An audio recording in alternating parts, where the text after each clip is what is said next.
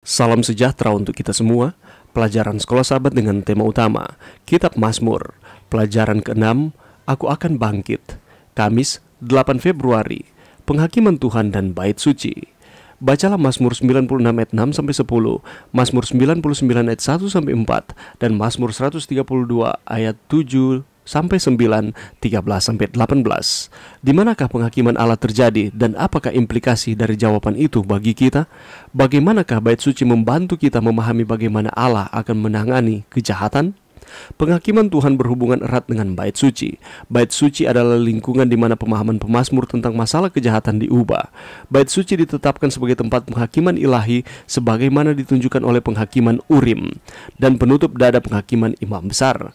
Oleh karena itu, banyak mazmur menggambarkan Tuhan di atas tahtanya di tempat kudus yang siap untuk menghakimi dunia karena dosa dan kejahatannya. Di bait suci rencana keselamatan dinyatakan. Dalam paganisme, dosa dipahami terutama sebagai noda fisik yang harus dihilangkan dengan ritual magis. Sebaliknya, Alkitab menampilkan dosa sebagai pelanggaran terhadap hukum moral Allah. Kekudusan Allah mengartikan bahwa Dia mencintai keadilan dan kebenaran. Demikian pula, umat Tuhan harus mengejar keadilan dan kebenaran dan harus menyembah Tuhan dalam kekudusannya. Untuk melakukan itu, mereka harus menaati hukum Allah yang merupakan ungkapan kekudusannya.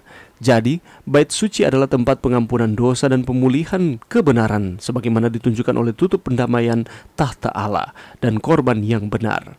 Namun, Tuhan yang mengampuni membalas dendam atas perbuatan jahat orang-orang yang tidak bertobat.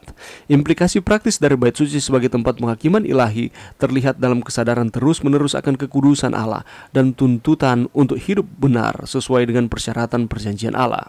Penghakiman Tuhan dari Sion menghasilkan kesejahteraan bagi yang saleh dan kekalahan bagi yang jahat.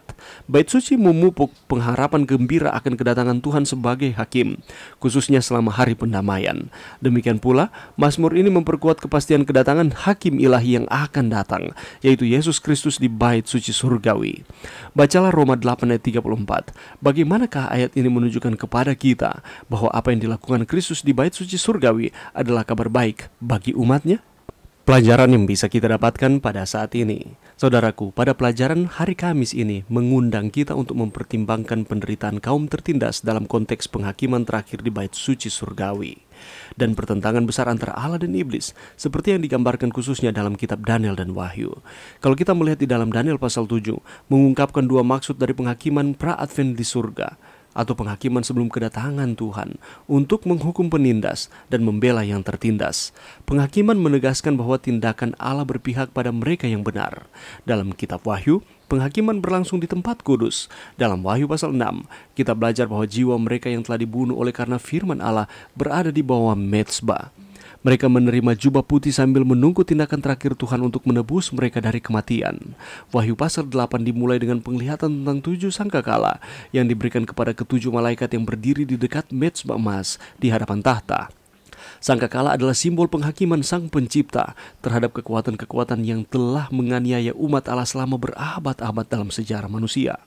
Tempat kudus adalah tempat di mana Tuhan bertindak atas nama umatnya untuk menyelamatkan dan melindungi mereka dari para penindas mereka. Jadi, bukanlah suatu kebetulan bahwa ketujuh tulah terakhir yang diberikan kepada ketujuh malaikat disampaikan dari bait suci, tempat penghakiman Allah. Jadi, ketika kitab Mazmur mengungkapkan kepastian bahwa orang percaya dapat berdoa ke surga untuk pembebasan, pernyataan ini merupakan tuduhan serius terhadap penindas umat Allah dan sumber iman bagi mereka yang tertindas. Mazmur 132 ayat 7 dan 8 menyatakan, "Mari kita pergi ke kediamannya, sujud menyembah pada tumpuan kakinya. Bangunlah ya Tuhan, dan pergilah ke tempat perhentianmu, engkau serta tabut kekuatanmu."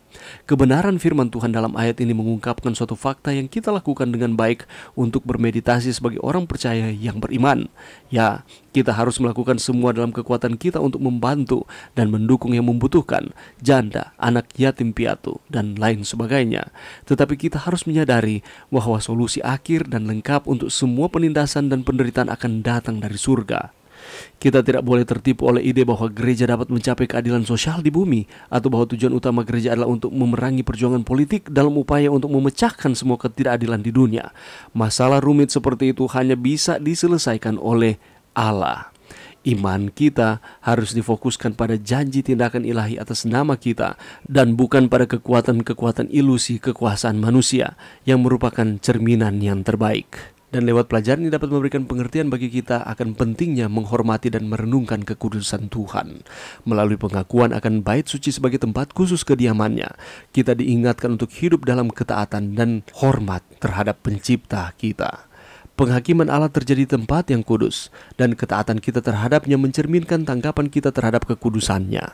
Bait suci membantu kita memahami bahwa Allah adalah Allah yang kudus dan kehadirannya tidak bisa dianggap enteng. Dalam konteks bait suci, kita melihat Allah yang memilih tinggal di antara umatnya dan memberkati mereka dengan hikmatnya. Oleh karena itu, kita diajak untuk menjaga kekudusan hidup kita di dunia ini. Kita hidup setia kepada Tuhan, mengasihi Tuhan, menuruti akan perintah-perintahnya. Dan kita harus menyadari bahwa penghakiman Tuhan berjalan seiring dengan ketaatan dan pengudusan kita sebagai umat Tuhan. Dan penghakiman bagi kita yang setia kepada Tuhan bukanlah merupakan kabar buruk, tetapi merupakan kabar sukacita, kabar baik, karena keselamatan diberikan kepada kita. Mari kita terus setia kepada Tuhan, karena Allah baik di dalam kehidupan kita. Dia memberikan kepada kita solusi demi solusi untuk kita dapat menghadapi setiap situasi kehidupan kita. Dan jangan pernah melupakan bahwa penghakiman adalah kabar baik bagi kita yang setia kepada Tuhan. Mari kita terus setia kepada Tuhan. Mari berdoa. Terima kasih Tuhan atas firman-Mu pada saat ini.